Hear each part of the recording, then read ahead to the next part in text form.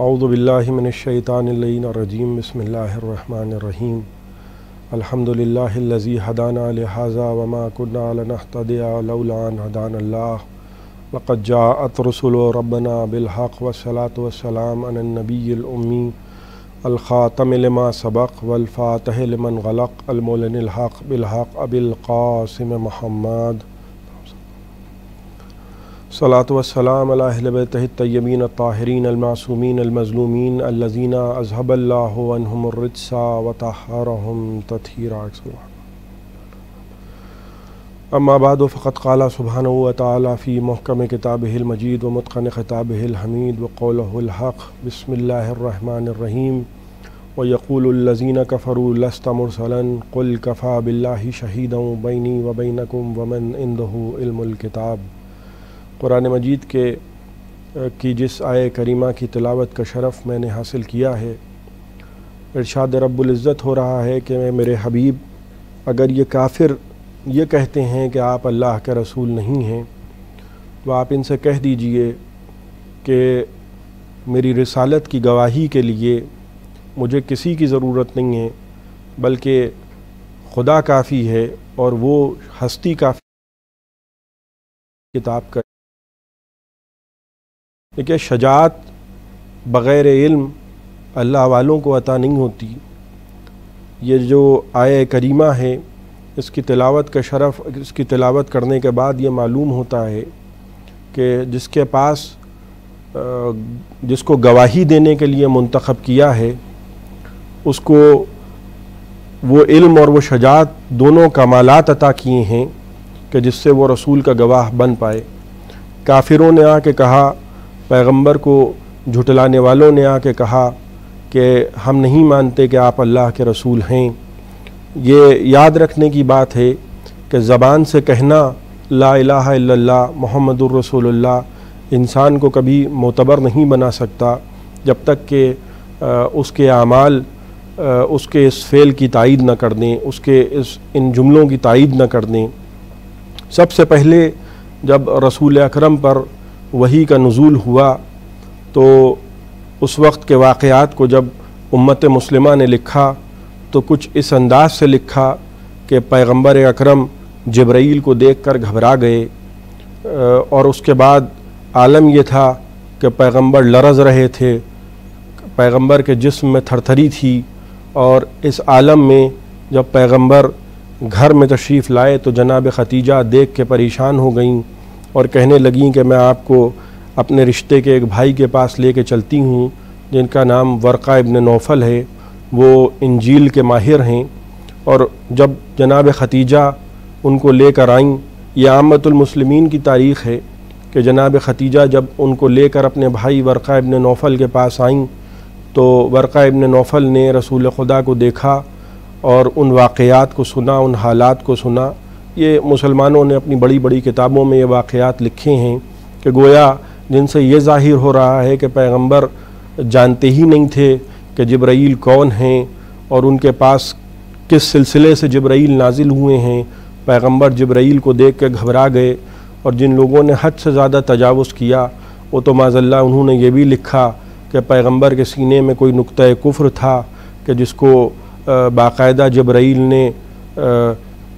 Operation کر کے نکالا اور اس نقطہ کفر کو کھرچا۔ یہ عام تاریخ ہے جو لوگوں نے لکھی۔ بہرحال لکھا یہ گیا کہ ورقہ ابن نوفل نے جب جناب ختیجہ کے جو بھائی تھے انہوں نے پیغمبر کو دیکھا اور انہوں نے کہا ان واقعات کو سن کے کہ آپ گھبرائیے نہیں، اس لیے کہ آپ اللہ کے رسول بننے والے ہیں، اور یہ سارے معاملات خیر کی طرف جاتے ہیں، اس میں سے کوئی بھی معاملہ شر کی طرف نہیں جاتا ہے۔ کمال کی بات یہ ہے کہ پیغمبر خود نہ سمجھ پائے بقول مسلمانوں کے کہ پیغمبر کیا بنے ہیں، بلکہ ورقہ ابن نوفل نے پیغمبر کو یہ بتایا کہ آپ رسول بننے والے ہیں، آپ اللہ کے منتخب بندے ہیں۔ جو حق تاریخ ہے اور جو اہل بیت سے وابستہ تاریخ ہے وہاں پر ہمارے علماء نے یہ لکھا، اور علماء نے وہ لکھا کہ جو علی نے بتایا۔ نبی اس وقت جب پہلی مرتبہ وحی کا نزول ہوا اور پہلی قرآن کی آیت کہ اقرأ باسم ربک الذی خلق، یہ آیت لے کے جب جبرائیل نازل ہوئے اور وہ پورا سورہ جو پیغمبر کے پاس آیا وہ لے کے جب نازل ہوئے جبرائیل، تو امیر المومنین نہج البلاغہ میں فرماتے ہیں کہ دیکھیے جب لوگ علی کو تب سمجھیں گے جب حقیقتاً رسول خدا کو سمجھ لیں، رسول خدا کو تب سمجھیں گے جب ان کی سمجھ میں یہ آ جائے کہ رسول ہم جیسے نہیں ہیں۔ اگر رسول کو اس طرح سے سمجھا جائے گا کہ معاذ اللہ پیغمبر کے سینے میں کوئی نقطہ کفر تھا، یا پیغمبر جبرائیل کو دیکھ کے گھبرا گئے، جس کے نور کے صدقے میں پوری کی پوری کائنات خلق ہوئی ہو، جس کے سجدے کے طریقے کو دیکھ کے ملائکہ نے سجدہ سیکھا ہو، جس کے رکوع کے انداز کو دیکھ کے ملائکہ نے رکوع کرنا سیکھا ہو، جس کے طفیل میں ملائکہ نے عبادتیں سیکھی ہوں، وہ بھلا جبرائیل کو دیکھ کے گھبرائے گا کیوں؟ جس کے گھر میں فرشتوں کا آنا جانا رہا ہو اور آج سے آنا جانا نہ رہا ہو۔ بہرحال نہج البلاغہ میں امیر المومنین فرماتے ہیں کہ جب پہلی مرتبہ وحی کا نزول ہوا تو پیغمبر کے ساتھ میں غار میں موجود تھا۔ آپ نہج البلاغہ میں خطبہ قاسیہ میں ارشاد فرماتے ہیں کہ کنتو اتبعہ اتباع الفصیل اثر میں، کہ میں پیغمبر کے ساتھ ساتھ رہتا تھا اور میں پیغمبر کی اس طرح سے پیروی کرتا تھا کہ جیسے کوئی اونٹنی کا بچہ اپنی ماں کے پیچھے چلتا ہے۔ یہ انداز پیروی امیر المومنین ہے، یعنی جو کام پیغمبر کرتے جاتے تھے، کیونکہ امیر المومنین پیغمبر کی آغوش میں پلے ہیں۔ یہ دونوں چیزیں امیر المومنین کے ساتھ رہیں کہ جب غار میں پہلی وحی کا نزول ہوا تو آپ فرماتے ہیں ارا نور الوحی والرسالہ واشم ریح النبوہ، کہ میں نے نور رسالت کو دیکھا اور نور وحی کو دیکھا اور خوشبو رسالت کو سونگا۔ دیکھیے یہ اپنے آپ میں ایک عجیب بات ہے کہ ظاہراً یہ جملہ نہج البلاغہ میں موجود ہے، لیکن اگر ہم اس طرف ذرا سا ملتفت ہوئیں تو ایک بڑی لطیف سی بات ہے کہ امیر المومنین فرما رہے ہیں کہ اشم ریح النبوہ، کہ میں نے خوشبو نبوت کو سونگھا۔ اب پہلی مرتبہ اس زمانے میں جب وحی کا نزول ہوا اور پہلی مرتبہ رسالت پیغمبر کو عطا ہوئی تو علی یہ کیسے کہہ رہے ہیں کہ میں نے خوشبو رسالت کو سونگھا؟ یہ جملہ بتا رہا ہے کہ علی خوشبو رسالت سے واقف تھے، یعنی علی کا تعلق اس خاندان سے ہے کہ جہاں رسالت کی خوشبوئیں پہلے سے رہی ہیں۔ اب یہ ضروری نہیں ہے، دیکھیے حجت خدا کا زمین پہ رہنا ضروری نہیں ہے، اس کا ضروری ہے اس کا ہر دور میں ظاہر ہونا ضروری نہیں ہے۔ جیسے آج کے ہمارے دور میں ہمارے 12ویں امام موجود ہیں تو امام کا ہونا لازم ہے، امام کا ظاہر ہو جانا زمانے کے سامنے یہ لازم نہیں ہے۔ اب اللہ جانے یہ باتیں وہی کر سکتا ہے کہ جس کے گھر میں نبوت کا ماحول رہا ہو۔ جیسے کسی عطار کے گھر کا چھوٹے سے چھوٹا بچہ بھی یہ بتا دے گا کہ یہ کس عطر کی خوشبو ہے، کون سا عطر عود ہے، کون سا گل محمدی ہے، کون سا فلاں عطر ہے، یعنی یہ چیزیں وہ بتا سکتا ہے کہ جس کے گھر میں یہ ماحول رہا ہو۔ ایسے ہی لگتا ہے کہ علی کے گھر میں رسالتوں کا ماحول ہو، علی کے گھر میں نبوتوں کا ماحول ہو، علی کے گھر میں شریعتوں کا ماحول ہو، لہٰذا جب پہلی مرتبہ پیغمبر پر بھی وحی کا نزول ہوا تو علی کے لیے وہ خوشبو ناواقف خوشبو نہیں تھی۔ آپ فرماتے ہیں کہ میں نے ایک چیخنے کی آواز سنی تو میں نے پیغمبر سے پوچھا وما ہاذہ الرنہ، اے اللہ کے رسول یہ کون چیخا؟ آپ نے فرمایا کہ علی تم نے یہ آواز سنی، یہ شیطان کے چیخنے کی آواز تھی۔ آج شیطان مایوس ہو گیا، کیوں؟ کیونکہ وہ سلسلہ کہ جو جناب آدم سے شروع ہوا تھا وہ سلسلہ جب مشتق آ گیا تو اب شیطان کی مایوسی کا عالم نہ رہا۔ مسلمانوں کی تاریخ تو آپ نے سن لی کہ پیغمبر گھبرائے، پیغمبر پریشان ہوئے، ورقہ ابن نوفل نے بتایا کہ آپ اللہ کے رسول بننے والے ہیں۔ اہل بیت کی تاریخ یہ ہے، اور مستند تاریخ وہی ہے کہ پیغمبر اکرم پہلی مرتبہ، یہ میں نے جس قرآن کی جس آیت کو سرنامہ سخن قرار دیا ہے، ارشاد رب العزت ہو رہا ہے کہ ان سے کہہ دو کہ اگر یہ تمہاری رسالت کا انکار کریں تو اللہ کافی ہے، ومن عنده علم الکتاب، وہ کافی ہے کہ جس کے پاس پوری کتاب کا علم ہے۔ گواہی دینے کے لیے سب سے زیادہ جو چیز اہم ترین ہوتی ہے وہ یہ ہوتی ہے کہ گواہ گھبرا نہ جائے، گواہ ڈر نہ جائے، ایسا نہ ہو کہ کسی دباؤ میں آ جائے اور گواہی دینے کے لیے سامنے نہ آئے۔ گواہ کا شجاع ہونا بہت ضروری ہے، یہ بہت اہم بات ہے۔ پتہ چلا گواہی تو دینا تھی لیکن عین موقع پہ گھبرا گئے، کسی لالچ میں آ گئے، کسی نے رشوت دے دی،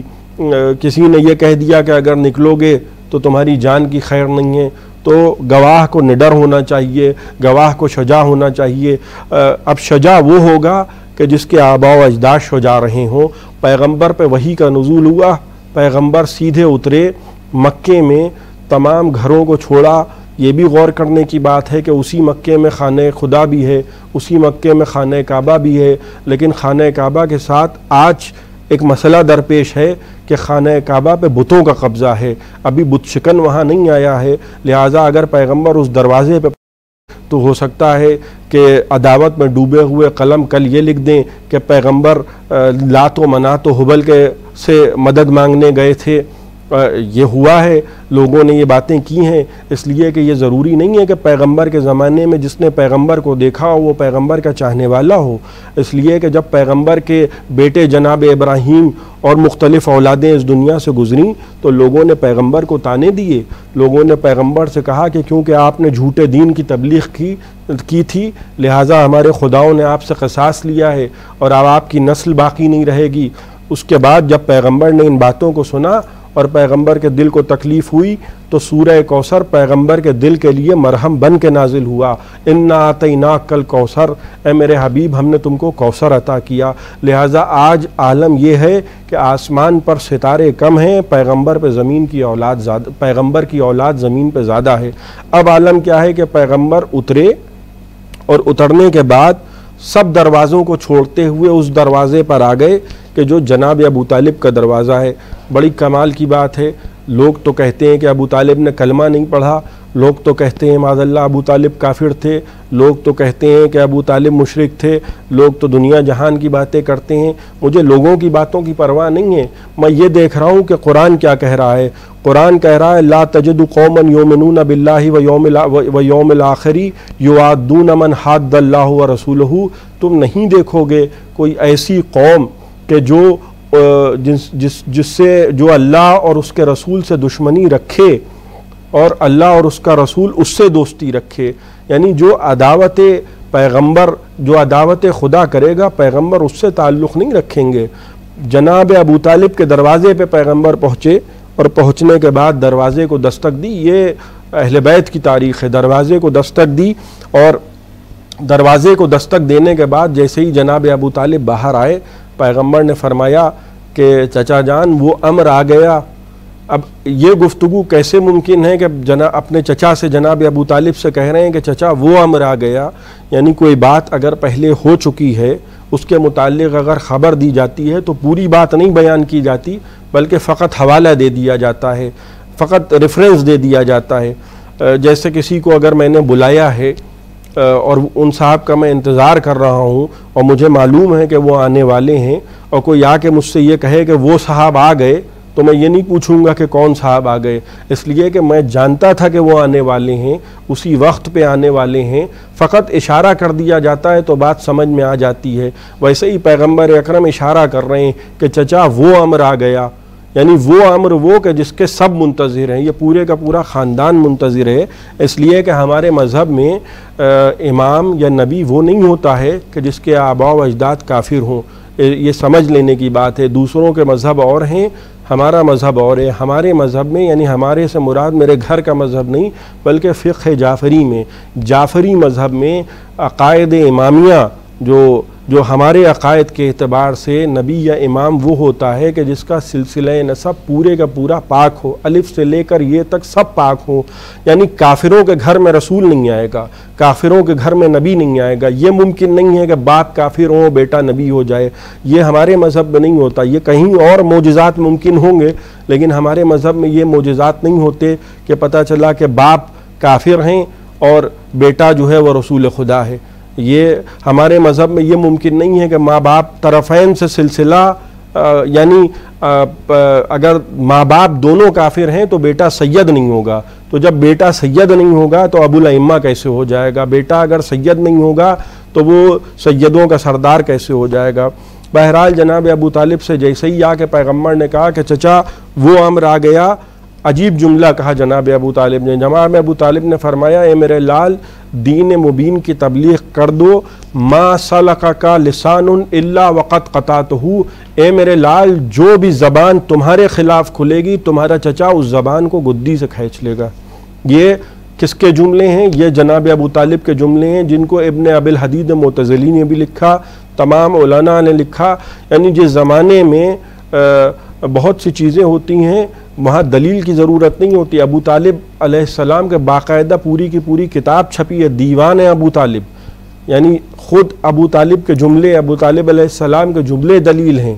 شجاعت کی دلیل ہیں. قرآن کہہ رہا ہے کہ اگر یہ تم کو جھٹلائیں, یقول الذین کفروا لست مرسلا قل کفی باللہ شہیدا بینی و بینکم ومن عندہ علم الکتاب. اے میرے حبیب اگر یہ آپ کو جھٹلائیں تو آپ ان سے کہہ دیجئے کہ مجھے تمہاری شہادت کی ضرورت نہیں ہے, میں اس بات کا محتاج نہیں ہوں. دیکھیے خدا اس بات کا محتاج نہیں ہے کہ مؤذن کہے لا الہ الا اللہ تو اللہ ہوگا. خدا اس بات کا محتاج نہیں ہے کہ مؤذن, رسول اس بات کے محتاج نہیں ہے کہ ہم آپ کہیں محمد الرسول اللہ, اس لیے کہ وہ بغیر کہے بھی رسول ہیں. ہاں یہ اور بات ہے کہ ہم شہادت دے کے خود کو مستند بناتے ہیں. ہم تو یہ بھی نہیں جانتے, ہم اپنی ولدیت کے بھی گواہ نہیں ہیں, دوسرے رسول خدا کی شہادت ہم کیا دیں گے. اب عالم کیا ہے کہ قرآن کہہ رہا ہے کہ دیکھو ہم نے جس کو گواہ بنایا ہے اس کے پاس پوری کی پوری کتاب کا علم ہے. اب میں جو باتیں عرض کر رہا تھا کہ گواہ کو شجاع ہونا چاہیے, ایسا نہ ہو کہ گواہ گھبرا جائے, ایسا نہ ہو کہ گواہ ڈر جائے. شجاعت بہت اہم مسئلہ ہے. اس کی وجہ یہ ہے, عقلی دلیل یہ ہے کہ اگر شجاع ڈرے گا گھبرائے گا تو گواہی دے گا کیسے, اور نقلی دلیل یہ ہے یعنی قرآن گواہی دے رہا ہے کہ جب جناب سلیمان نے کہا کہ کون ہے جو تخت اٹھا کے لے آئے گا, تو ایک جنوں میں ایک تھا, اس نے یہ کہا کہ میں چشم زدن میں لے آؤں گا, آپ کے اٹھیں گے اور آپ بیٹھیں گے اس سے پہلے میں لے آؤں گا تخت بلقیس. اور اتنے میں وہ بولا کہ جس کے لیے قرآن کہہ رہا ہے کہ جس کے پاس کتاب کا جزوی علم تھا, جناب آصف ابن برقیہ, وہ کہہ رہے ہیں کہ میں اس سے پہلے کہ آپ کی پلک جھپکے میں تخت بلقیس اٹھا کے آپ کے پاس لے آؤں گا. آپ غور کریں, جس کے پاس قرآن, جس کے پاس کتاب کا تھوڑا سا علم ہے, اس علم کے ساتھ اس کو یہ شجاعت اور یہ ملکہ ملا ہے کہ وہ چشم زدن میں وہ پلک جھپکنے سے پہلے ہی جناب بلقیس کے تخت بلقیس کو اٹھا کے سلمان کے محل میں لے آئے. اب سوچئے کہ علی کیا ہوں گے, سوچئے کہ علی کا انتخاب کیا ہوگا, علی کی قدرت کیا ہوگی, علی کی شجاعت کیا ہوگی. علی کی شجاعت کا عالم یہ ہے کہ امیر المومنین سینے پہ سوار ہیں عمرو ابن عبد ود کے, اور ایک مرتبہ اس نے گستاخی کی. دیکھیں شجاعت کے ساتھ کمال بھی ہوتا ہے, شجاعت کے ساتھ کنٹرول بھی ہوتا ہے. شجاعت ایک بیچارہ ایک شخص ہے, وہ کچھ کر ہی نہیں سکتا, اس کے پاس نہ کوئی قدرت ہے, نہ کوئی طاقت ہے, نہ کوئی ملکہ ہے, اور کوئی حادثہ درپیش ہوا اور ہم اس سے کہہ رہے ہیں کہ ارے باہر آپ صبر کیجئے, تو بیچارہ اگر وہ صبر نہ کرے گا تو اس کے پاس اس کے علاوہ کوئی چارہ کار بھی تو نہیں ہے. لیکن صبر حقیقت میں وہ صبر ہوتا ہے کہ جہاں انسان کے پاس مکمل اختیار ہو وہ صبر کرے, اسے صبر کہتے ہیں. جہاں سینے پہ سوار ہیں, اور ایک مرتبہ عمرو ابن عبد ود نے جب گستاخی کی اور علی سینے سے اتر آئے, دور سے دیکھنے والوں نے یہ منظر دیکھا تو علی کے شجاعت کو شجاعت بے محل سمجھے, لیکن وہ شجاعت بے محل نہ تھی. اس لیے کہ بہت سے لوگ بیچارے ایسے بھی بہت سے لوگ ہوتے تھے جو کرتے کچھ نہیں تھے لیکن دور سے تبصرے بہت کرتے تھے. جب علی کے قریب آئے اور فرمایا تو امیر المومنین نے کیا جملے ارشاد فرمائے کہ اگر میں اس کو اس وقت قتل کر دیتا تو اس میں میرا غصہ بھی شامل ہوتا, میری جنگ اور میری صلح وہ صرف اللہ کے لیے ہے, کسی اور کے لیے نہیں ہے. یعنی اپنے غصے پہ اس طرح سے قابو کرنا اس شجاعت کے ساتھ یہ کمال ہوتا ہے. میں جو باتیں عرض کر رہا تھا کہ یہ جو تہمتیں ہیں, یہ جو الزامات ہیں کہ گواہی دو اور اس گواہی کو مستند مانا جائے, اس لیے کہ ہم نے دیکھا جناب ابو طالب کا کردار ہمیں بتا رہا ہے کہ جناب ابو طالب نے جب رسول خدا دروازے پہ آئے, جناب ابو طالب نے استخارے نہیں دیکھے ہیں, کہا میرے لال تبلیغ دین حق کر دو. یہ یقین جناب ابو طالب اس انداز سے گفتگو کر رہے ہیں. دیکھیے جب انسان کا عقیدہ نہیں ملتا ہے تو وہ اس طرح کے جملے نہیں کہتا، بولو بھتیجا ہو یا بیٹا ہو. اس لیے کہ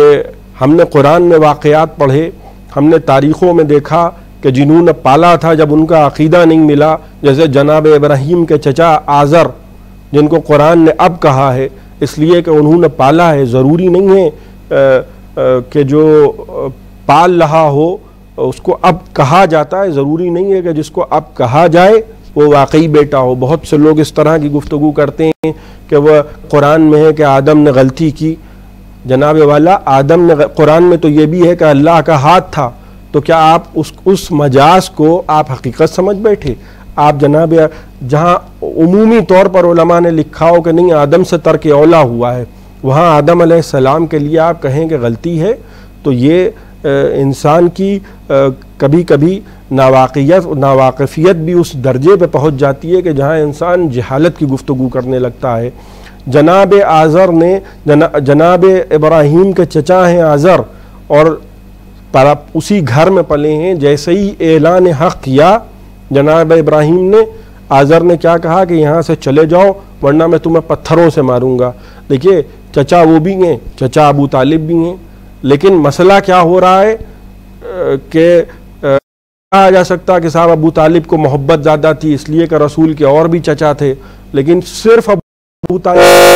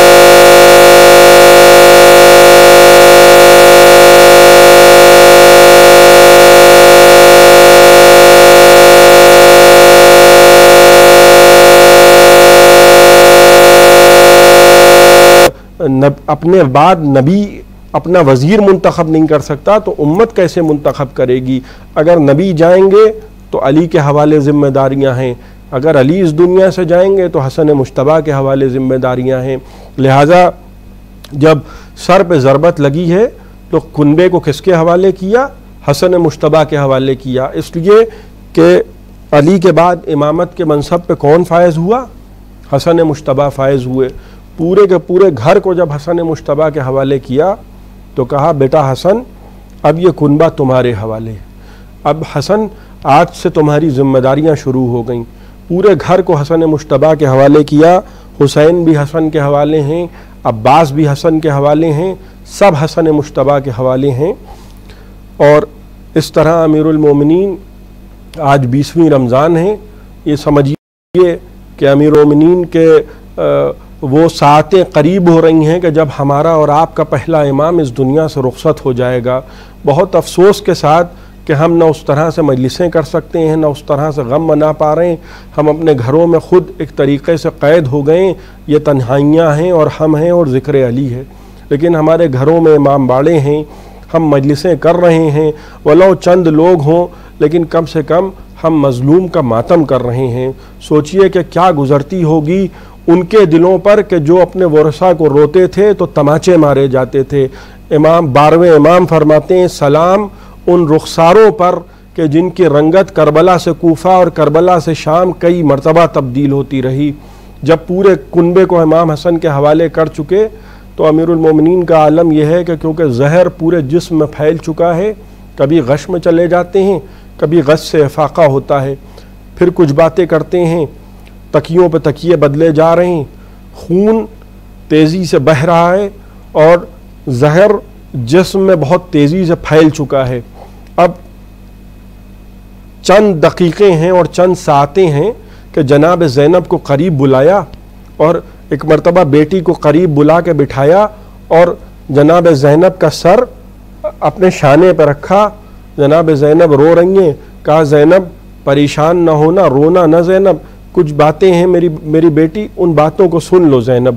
زینب ایک دن ایسا آئے گا کہ اس شہر کوفہ میں زینب تم کو یہاں دیار بدیار پھرایا جائے گا، منادی ندا دے گا کہ یہ محمد کی نواسی ہے، یہ علی اور سیدہ کی بیٹی ہے، زینب صبر کرنا، عباس نہ ہوں گے، علی اکبر نہ ہوں گے، حسین نہ ہوں گے، زینب پھر تم کو رسیوں میں باندھ کر یزید کے دربار میں لے جایا جائے گا، زینب پریشان نہ ہونا، زینب صبر کرنا، زینب تمہارا بابا ساتھ ہوگا۔ لیجئے اپنی بیٹی کو بلا کے وصیتیں کر دیں، اور جناب زینب کے ساتھ امیر المومنین کا رویہ کیا ہے کہ جناب سیدہ کی شہادت کے بعد جب جناب زینب کو لے کر جناب سیدہ کی قبر پر رات کے اندھیرے میں جاتے تھے تو علی آگے ہوتے تھے، امام حسن امام حسین داہنے بائیں ہوتے تھے اور جناب زینب کے دیگر بھائی پیچھے ہوتے تھے، اور امیر المومنین آگے بڑھ کر رات کی تاریکی میں جب جناب زینب کا سن 4 اور 5 برس کا تھا تو بڑھ کر چراغ کو گل کر دیا کرتے تھے کہ دور سے بھی کوئی یہ نہ دیکھے کہ علی کی 4-5 برس کی بیٹی ماں کی قبر پہ آئی ہے۔ سوچئے علی کے دل پہ کیا گزرے گی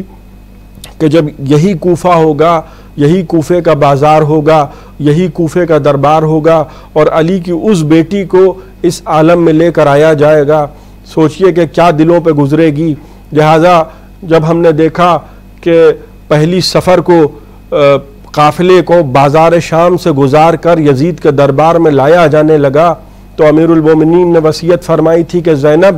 پریشان نہ ہو، چلی جانا۔ ایک مرتبہ شہزادی زینب کے قدم وہاں پہ آ کے رک گئے جہاں پہ یزید کے دربار کی سرحد شروع ہوتی تھی۔ ایک مرتبہ جناب زینب کے قدم رکے، خدا لعنت کرے شمر لئیں پہ۔ شمر نے آگے بڑھ کے کہا سید سجاد اپنی پھوپھی سے کہو یہ ان کے بابا کی حکومت نہیں ہے، یہ کوفہ نہیں ہے، یہ یزید کی حکومت ہے، دربار میں چلنا پڑے گا۔ اللہ اکبر، آنکھوں سے آنسو جاری ہوئے۔ ایک مرتبہ بھائی کے کٹے سر پہ نگاہ کی، دیکھا آنکھوں سے آنسو بہہ رہے ہیں، بابا کی وصیت بھی یاد ہے، آگے بڑھتی رہیں اور ایک مرتبہ اس مقام پہ پہنچی جہاں سے اصل دربار میں داخلہ ہونا تھا۔ جیسے ہی دور سے شہزادی زینب کی نظر اصل دربار پہ پڑی، شہزادی زینب زمین پہ بیٹھ گئیں۔ جیسے ہی شہزادی زمین پہ بیٹھی، پورے کا پورا قافلہ رک گیا۔ احترام جناب زینب میں قافلہ نہیں رکا تھا، بلکہ اس لیے قافلہ رک گیا کہ ایک رسی میں پورے کے پورے قافلے کو باندھا گیا تھا۔ یعنی ایک ہی رسی تھی، اس میں شہزادی زینب کا بازو بھی بندھا تھا، اسی رسی میں سکینہ کا گلا بھی بندھا تھا۔ جیسے ہی شہزادی زینب بیٹھیں، ایک مرتبہ شمر تازیانہ لے کے آگے بڑھا اور امام زین العابدین کے قریب آیا اور کہنے لگا، یہ سید سجاد، اپنی پھوپھی سے کہو کہ دربار میں چلنا پڑے گا۔ امام زین العابدین نے کہا، شمر اب تازیانے نہ مار، اس لیے کہ اس جسم میں اب تازیانے کھانے کی تاب نہیں ہے۔ سہارا لے کے اٹھے اور اپنی پھوپھی کے قریب آئے اور کہنے لگے، پھوپھی اماں دربار میں چلتی رہیے، پھوپھی اماں دربار میں چلنا پڑے گا۔ ایک مرتبہ سر کو اٹھایا، آنکھوں میں آنسو بھرے اور کہنے لگی، اے میرے لال، تم امام وقت ہو، مجھے معلوم ہے میرے لال کے دربار میں چلنا پڑے گا، اس لیے کہ جب 21ویں رمضان کو بابا اس دنیا سے رخصت ہو رہے تھے تو مجھے قریب بلا کے کہا تھا، زینب ایک دن ایسا آئے گا کہ تمہیں رسیوں میں باندھ کے یزید کے دربار میں لے جایا جائے گا۔ زینب پریشان نہ ہونا، عباس نہ ہوں گے، علی اکبر نہ ہوں گے، قاسم نہ ہوں گے، اون و محمد نہ ہوں گے، حسین نہ ہوں گے، تمہارا بابا ہوگا۔ یہ کہہ کے ایک مرتبہ اٹھیں، نجف کا رخ کیا، کہا بابا سب مارے گئے، بابا جاتے جاتے وعدہ کیا تھا، بابا یزید کا دربار ہے بابا اور زینب تنہا ہے بابا، چلے آؤ بابا، سیعلم الذین ظلموا ایام منقلبین۔